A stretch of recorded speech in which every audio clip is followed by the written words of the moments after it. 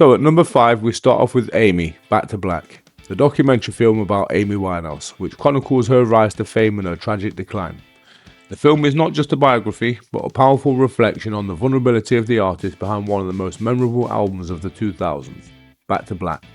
This is an album that's not only deeply personal, but also revolutionised contemporary music with its blend of jazz, soul, and its blues influences. Hello again now people, what's good? It's me, it's Ted, it's another episode from Blunt Ted Talks Music. Now first of all, thank you very much for clicking on the video, and secondly, thank you very much to all new subscribers that have come through since the start of the channel. There's been loads of you and it absolutely blows me away every time I see it, so yeah, thank you very much to all of you. If you've not subscribed already, then please hit that button, hit the like button, hit the share button, and leave me a comment, let me know what you think of the video. You can now also become a member on the channel by clicking the join button either down below or somewhere on the channel. If you click on the main channel icon, it's $3.99 a month, and with that you get access to weekly videos, members chat, there's live Q&As, there's all sorts of stuff going on, so yeah, please consider joining that. So let's get on with the video.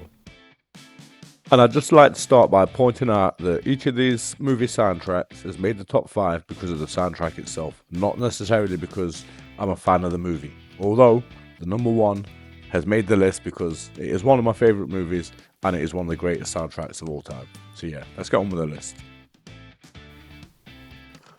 Hello again everybody, welcome back to the channel. So today we're diving into my top 5 favourite movie soundtracks of all time. These soundtracks don't just support their films, they create a lasting legacy in the world of music and cinema.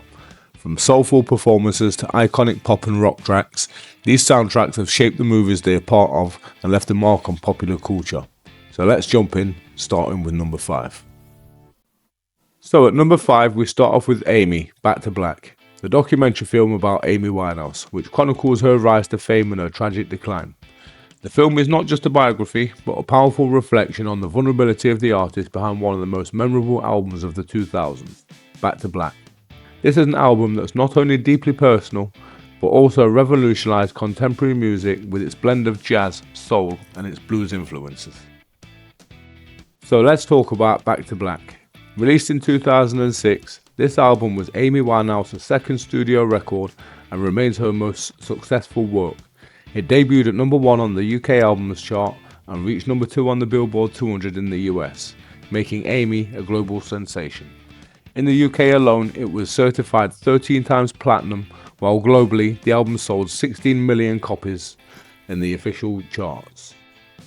Its lead single, Rehab, became a cultural anthem and catapulted Winehouse to new heights, peaking at number 7 in the UK and reaching number 9 on the Billboard Hot 100.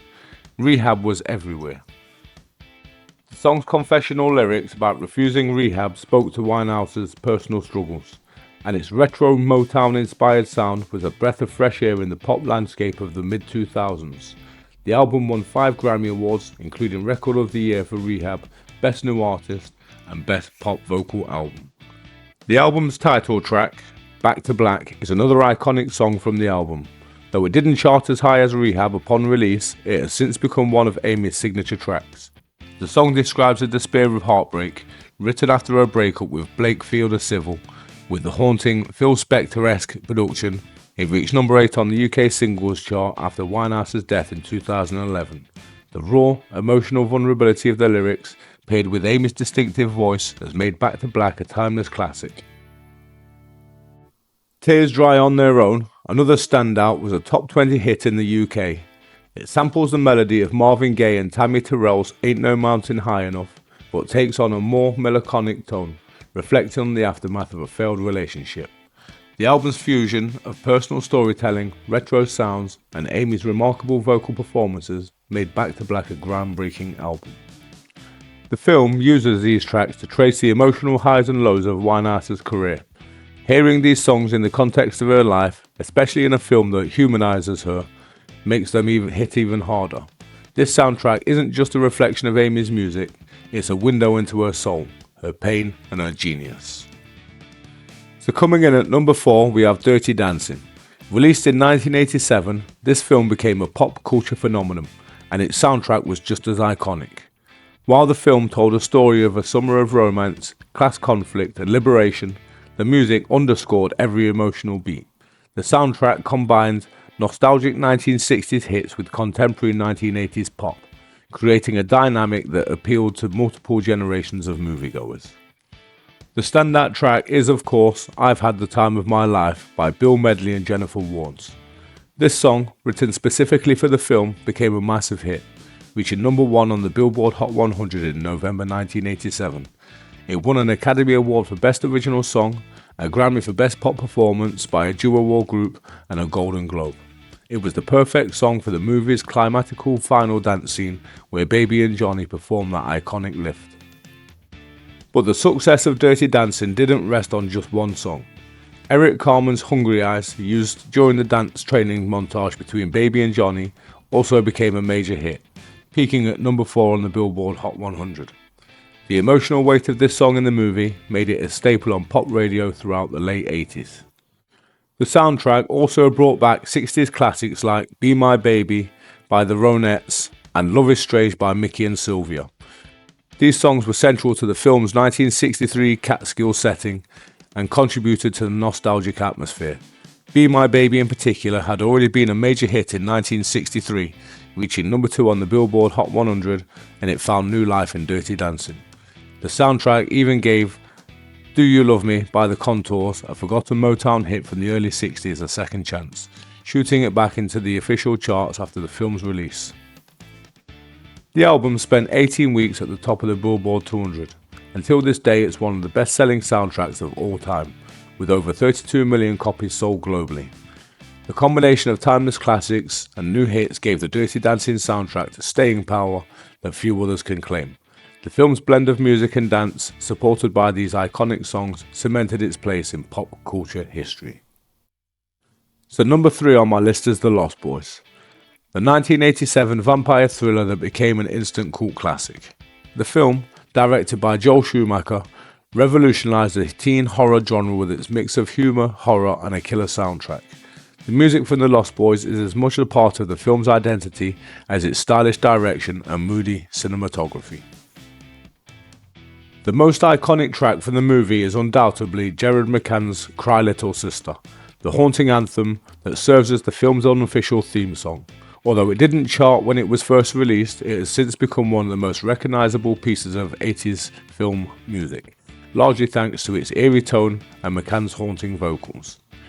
Its gothic rock sound perfectly captured the vibe of the film's mix of rebellious youth and dark supernatural elements. But Cry Little Sister wasn't the only standout. Echo and the Bunnymen's cover of The Doors' People Are Strange was another high point, and it plays over the introduction to the strange, unsettling town of Santa Carla. The song fit the mood perfectly, reinforcing the sense of alienation and danger that permeates the film. Echo and the Bunnymen were a key part of the 80s post-punk movement, and their version of this classic Doors track feels both nostalgic and fresh. The soundtrack also features the high-energy rock track Good Times by INXS and Jimmy Barnes, which adds a burst of youthful energy to the movie.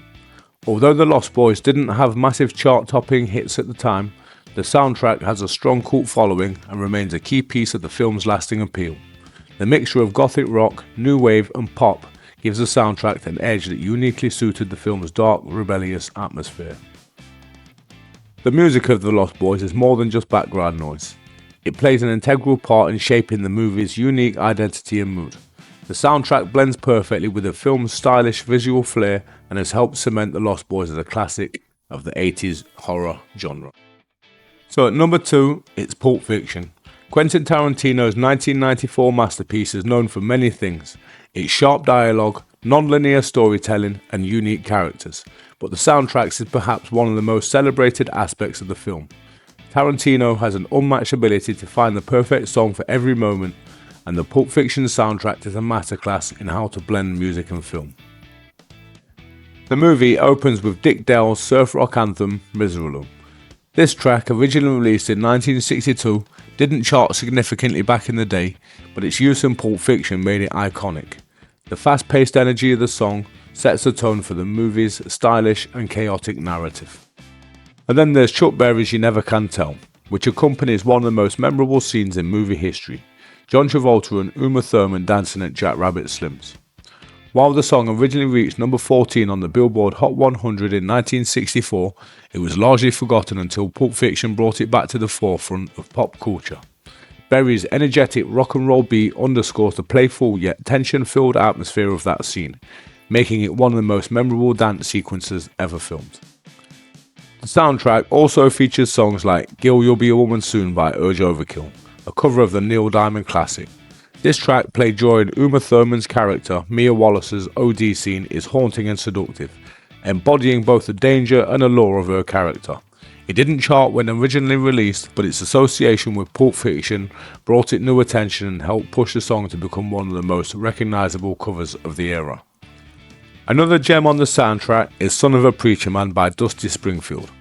Originally released in 1968, the song reached number 10 on the Billboard Hot 100 and became one of Springfield's signature tracks. In Pulp Fiction, it plays during Mia's introduction, adding to her mysterious, seductive character. The use of this classic song in a 90s film bridged the gap between generations and demonstrated Tarantino's deep understanding of music history. So overall, the Pulp Fiction soundtrack didn't feature original songs, but its expertly curated blend of 60s and 70s hits helped solidify the film's electric, timeless appeal. The soundtrack itself became a cultural phenomenon, peaking at number 21 on the Billboard 200 and selling over 3.5 million copies in the US alone. The way the music interacts with the film's narrative shows Tarantino's genius in using sound to enhance and complement his storytelling. So at number 1, it's The Commitments. So for my number 1 movie soundtrack, The Commitments, released in 1991. This film tells the story of a ragtag group of working-class Dubliners who formed a soul band. Directed by Alan Parker, the movie is based on Roddy Doyle's 1987 novel of the same name. What makes The Commitment stand out, aside from its heartfelt, gritty depiction of life in Dublin, is its incredible soundtrack, filled with classic soul hits that have been reimagined for the film's cast. The most notable thing about this soundtrack is the authenticity of the performances. Unlike most movies where actors lip-sync to pre-recorded tracks, the cast members of The Commitments actually perform the songs themselves. The lead vocalist, Andrew Strong, was only 16 years old at the time of filming, and his voice carried a power and soulfulness that rivaled some of the original artists. His version of Wilson Pickett's Mustang Sally became one of the standout tracks of the album, while Pickett's original peaked at number 23 on the Billboard Hot 100 back in 1966. The Commitments version breathed new life into the song and became a fan favourite. Another highlight is the band's rendition of Otis Redding's Try a Little Tenderness. Originally released in 1966, Redding's version of the song never made it higher than number 25 on the Billboard Hot 100, but it remains one of his signature hits. Andrew Strong's take on it in The Commitments is nothing short of explosive. The song builds from a slow, tender start to an electrifying climax, and the version captures the raw emotion of both the song and the film itself. The album also features covers of other soul classics like In the Midnight Hour, Take Me to the River, and Chain of Fools, each of which was handled with the utmost respect for the originals. What makes this soundtrack so unique is that it doesn't feel like a cheap imitation or a karaoke session. These performances are bursting with passion, and you can hear the love and dedication to the genre in every note. The Commitment soundtrack was a commercial success as well, selling over 12 million copies worldwide and earning platinum status in both the UK and in the US. It reached number 8 in the UK albums chart and number 7 on the US Billboard 200. The movie may not have been a blockbuster hit at the box office, but the soundtrack took on a life of its own, and for many, it's a defining element of the film. The Commitments is a celebration of soul music, and the soundtrack serves as a tribute to the genre's greats, Aretha Franklin, Otis Redding, Wilson Pickett, and many others. The raw, gritty energy of the band's performances mirrors the struggles of the character, making the music an integral part of the story. It's not just background noise, it's the beating heart of the film. Okay, so that's the list, and a few honourable mentions there that I didn't put into the list but could have quite easily made it. We've got Oliver, there's Rocky Horror Picture Show, we've got Blues Brothers, and now that I'm thinking about it, there's Grease as well with Olivia Newton-John. That one could have quite easily made the top 5. So there you have it, my top 5 movie soundtracks. Each one has left a lasting impact on both film industry and the music world. and I hope I've given you some new appreciation for these timeless collection of songs. Whether you're a fan of soul, rock, pop or something in between, these soundtracks are something for everyone. So let me know your favourites in the comments below, and don't forget to like, share and subscribe for more deep dives into the world of movies and music. Thank you very much for watching. It's been me, Kev, and I shall see you all